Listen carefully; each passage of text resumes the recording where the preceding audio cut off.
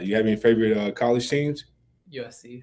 Yeah. Okay, USC. Just speaking of, I mentioned my coach that came from USC. I won't say I don't know what life has for you, but what I will say is control what you can control.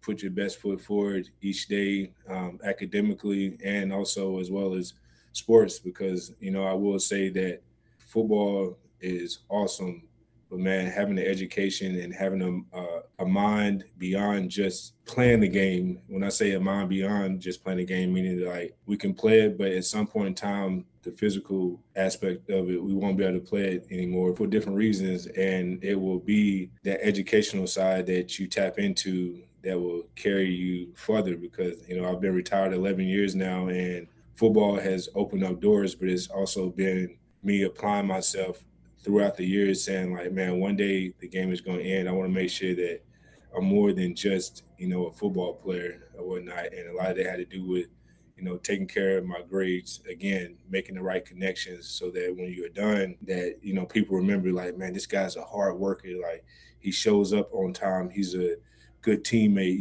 He's a leader, and those are the guys that you look for. Those are the kind of guys that the workforce look for, because they know that you have the discipline. They know you have the toughness. You have the resilience to push through.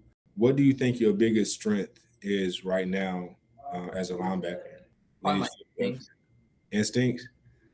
I like that. That's the one. That would be the number one thing I would say for any player, whether it's offense or defense, but most definitely at the linebacker position is you have to be instinctive, and then after being instinctive, you have to be able to go hunt and execute. How are you after the bad play? Like, how do you get? I pick up my head and move on and try to do the next play better. Oh, I love it. Efficacy. And what efficacy is, the ability to move on to the next play, regardless of what happened. Say you don't have your best play. Sometimes people hang their hat on that last play, and it keeps them from having the next best play. But it sounds like you have the right mentality. And that's the kind of mentality that, whether it's scouts looking, or whether it's coaches, or whether it's, whomever is can he have a play that's not so good, and the next play they bounce back as if like that play never happened or whatnot. And so that word is efficacy, and it sounds like if we was doing the draft board today, um, Elijah, you would be one of those guys that would say this guy right here has efficacy. Like, he's on to the next play, and the next play is going to be his best play. So keep that mentality. How was your draft day experience since we're on the draft? Yeah, yeah. Whew. My draft day experience was pretty interesting, meaning that when I came out, stayed in school for my senior year, I was really contemplating about coming out as a junior for different reasons. But I remembered a couple of things. I remember two things that I promised my foster parents.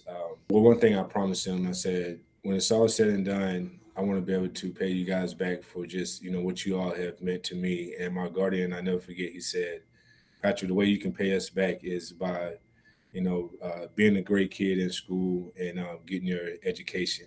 And I remember that junior year came, and they was saying like, you might be projected here, you might be projected there, and I was like, well, I know I'm better than this. I couldn't work out because I was dealing with a foot injury, and so I remember the promise I made to my guardians, and I also told myself that I wanted to strengthen my draft stock, that I wanted to make sure that there was no questions that I can be one of those top guys. And so I came back from my senior year, ended up having a better senior year than I did junior year, which they said, no, that's impossible. You're not going to have a better senior year. But I ended up having a better senior year, and here we are now at the draft. And there, you hear all the scribes, you hear everybody saying, he's only a two down linebacker. He's not this. He went to this school. And I remember saying like, man, listen, these scribes, these writers, they might can judge, my size. They might can judge where I went to school. They might can,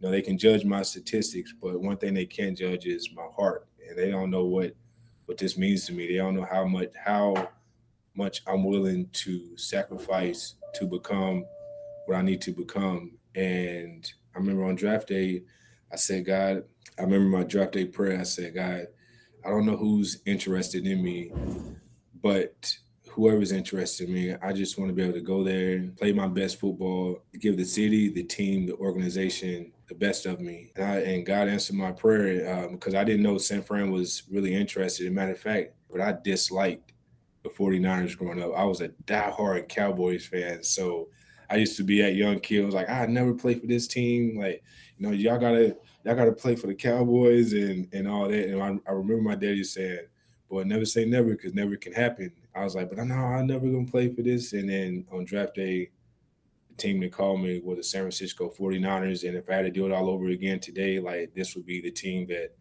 I would come back to again. How was your Super Bowl experience? Ooh. I don't have too many, I try not to have too many regrets in life. Elijah, I'm 41 years old. I say to myself, like, man, that would have been awesome to have won Defensive Player of the Year. It'd have been awesome to win a Super Bowl because I'll be honest, when I come back for alumni games or even when you got some of the guys that come into the building, be it Harris Barton, be it Jerry Rice, be it Steve Young, those guys who have won Super Bowls here that's part of those five Super Bowl trophies that's downstairs. It touches you because on Alumni Day, you hear them say, Pro Football Hall of Famer Joe Montana, Steve Young, and Jerry Rice, and Super Bowl champion. And I'm like, man, I can say, I'm grateful now that I can say Hall of Fame. That's just as of the last 2 years. But before then, it was, man, that's just Patrick Willis. He's a heck of a player, and they made it to a Super Bowl, but they didn't win. And so when you're around those guys, you feel like they kind of look at you a little bit, and it's like, you were good, but you didn't win no Super Bowl. The Super Bowl experience was awesome, but man, it'd been amazing to win it. I will say it's a real thing when they say if you've been there before, the team who's been there before, they always say the team who's been there before, they're going to be more calm and they're going to be more ready or just they're more prepared for the game because they already been there. And I would say, man, if I could go back to the Super Bowl again today, I know I would be a lot more calm, a lot less anxious, than I was, the first time getting there because Elijah, I'm telling you, first. I'm out there the first quarter, maybe even into the second quarter, and I don't know if I can even feel my feet. Like I feel like my body was like I feel like I was still just trying to like feel like wow, like this is really real. It didn't feel like any normal game. It didn't feel like a playoff game. Like you could just feel the galore, like as if like you was in space or something, man. You were just trying to find like your footing, but you just felt like, man, it just that's how big it was. And so been awesome to win it. I'll share this with you, and I haven't shared it with a whole lot of people, maybe a few people.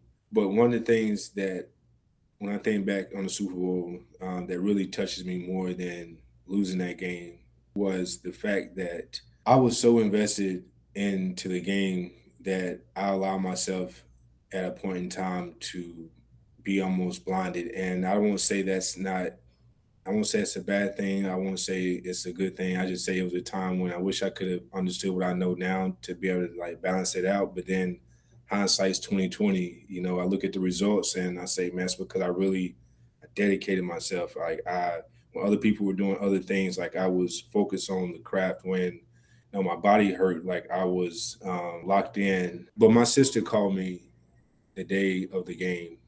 I remember thinking to myself, like, man, I don't want no distractions. Like, I got to be all locked in on the game. I remember forwarded her off to, talk to my representative or whatnot. And I was like, I'll talk to her after the game. And the reason why it touched me so much because we were on the 3 or the 5 yard line to win the Super Bowl against the Baltimore Ravens. And not just any team, but this was a team that had one of the best linebackers to ever play the game, if not the best, in Ray Lewis. And he was somebody who I admired and admired his game and him as a person, as a player. And I'm like, man, all this work and we finally at the Super Bowl and this win this game against like Ed Reed and Ray Lewis. And I'm like, man, I was on cloud nine. I'm like, this is really gonna solidify me. And we don't get into that end zone after 4 tries. We don't get in. And I remember, if you go back and you look at that game after the game, I never forget, they showed me and I was squatted down in a daze. What was going through my mind was not only that we lost the game, it was the fact that I didn't pick up that phone call from my sister, because I thought the game was so much bigger than anything else that was happening around me. And what I realized was, when the game is over with, she was still there. And I say that to you to say that, man, we love this game, but don't ever let it, or anything really, get to that point to where it's bigger than the ones you love.